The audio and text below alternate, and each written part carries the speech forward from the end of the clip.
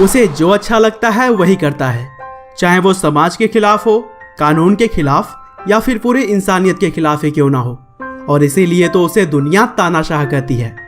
जी हाँ दोस्तों, मैं बात कर रहा हूँ अमेरिका सहित कई सारे देशों के लिए परेशानी का सबक बन चुके नॉर्थ कोरिया के नेता किम जोंग उन के बारे में, जिन्हें कि माना जा रहा है कि दुनिया में तीसरे वर्ल्ड वार के जिम्मेदार हो सकते हैं, क्योंकि वह नियमों के विरोध में कई सारे मिसाइल और बम का परीक्षण करते रहते हैं और अपने सैन्य शक्ति के बलबूते वह दुनिया के कई सारे देशों को युद्ध की धमकी भी देते रहते हैं। और केवल दूसरे देश ही नहीं, बल्कि किम जोंग ने अपने देश में भी कुछ ऐसे मनमौजी कानून बना रखे हैं जिसका अगर पालन नहीं किया गया तो लोगों को काफी कड़ी सजा का सामना करना पड़ता है।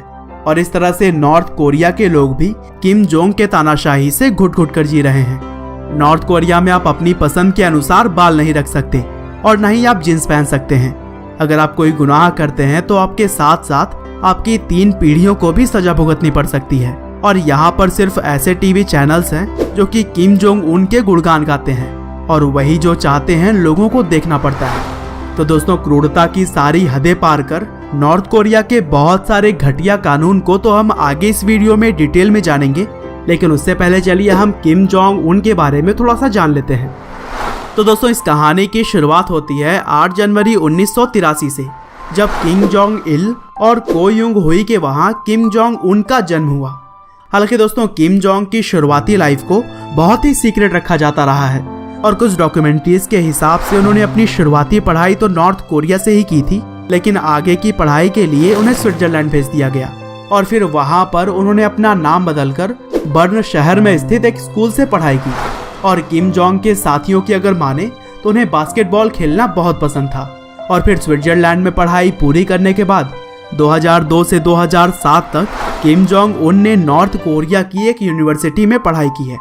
हालांकि 1997 से 2011 तक नॉर्थ कोरिया के लीडर रह चुके किम जोंग उन के पिता किम जोंग इल के मृत्यु के बाद से उन्हें 2011 में ही ऑफिशियली नॉर्थ कोरिया का लीडर बना दिया गया।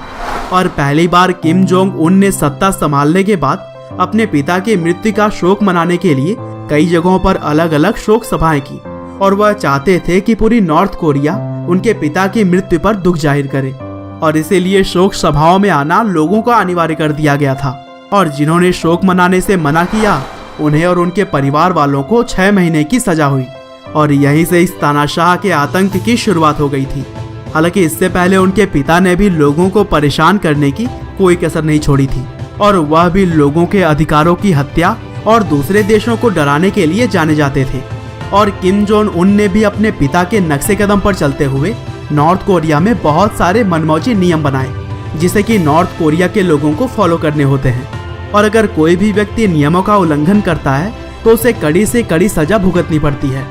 जैसे कि नॉर्थ कोरिया में सिर्फ 28 तरह के हेयर स्टाइल्स मौजूद हैं, जिसमें से 10 पुरुषों के लिए और 18 महिलाओं के लिए। और इन्हीं हेयर स्टाइल्स में से नॉर्थ कोरिया के लोगों को मजबूरन चुनना पड़ता है। इसके अलावा अगर नॉर्थ कोरिया में कोई भी व्यक्ति जुर्म करता है तो उसके साथ साथ उसकी 3 पीढ़ियों को भी इस जुर्म की सजा भुगतनी पड़ सकती है।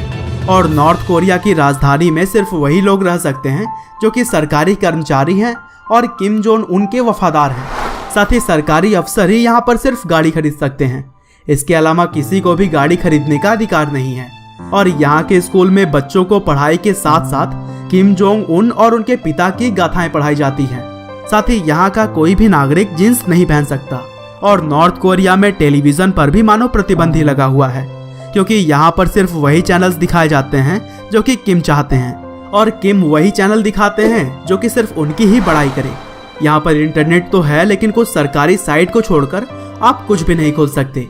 और फेसबुक, ट्विटर और यूट्यूब तो वहाँ के लोगों के लिए सपना है। साथ ही यहाँ पर चुनाव तो हर 5 साल में होते हैं, लेकिन किम जोंग उन के विरोध में कोई भी नहीं खड़ा होता। और दोस्तों, नॉर्थ कोरिया से बहुत सारे देश तो इसलिए डरते हैं क्योंकि कुछ सालों पहले गुप्त तरीके से किम जोंग ने हाइड्रोजन बम का सफल परीक्षण भी कर लिया है। और यह बम बताया जाता है कि जापान के नागासाकी और हिरोशिमा पर गिराए गए परमाणु बम से 1000 गुना ताकतवर है, जो कि किसी भी देश में उपद्रव मचा सकता है और कई देश का तो नामो निशान तक मिटा सकता है। और अभी तक की कहानी से आप तो जान ही गए होंगे कि किम जोंग किस तरह के संकी दिमाग का आदमी है। और वह हमेशा ही अमेरिका और जापान पर बम गिराने की धमकी भी देता रहता है। हालांकि अभी हाल ही में अमेरिका के प्रेसिडेंट डोनाल्ड ट्रंप और किम जोंग उन की मुलाकात की वजह से शांति के अच्छे संकेत दिखाई दे रहे हैं और उम्मीद की जा रही है कि दुनिया को एक बार फिर से वर्ल्ड वॉर का सामना नहीं करना पड़ेगा। लेकिन इसके साथ ही साथ हम प्रार्थना करते हैं कि 2.5 करोड़ की आबादी वाले देश नॉर्थ कोरिया के लोगों के लिए भी जल्दी सब कुछ सही हो जाएगा और वे अपने अधिकारों के साथ अपनी जिंदगी जी पाएंगे। तो दोस्तों, यह थी कहानी नॉर्थ कोरिया के नेता किम जोंग उन और उनके तानाशाही की। उम्मीद है कि आपको यह जानकारियां पसंद आई होंगी। आपका बहुमूल्य समय देने के लिए बहुत बहुत धन्यवाद।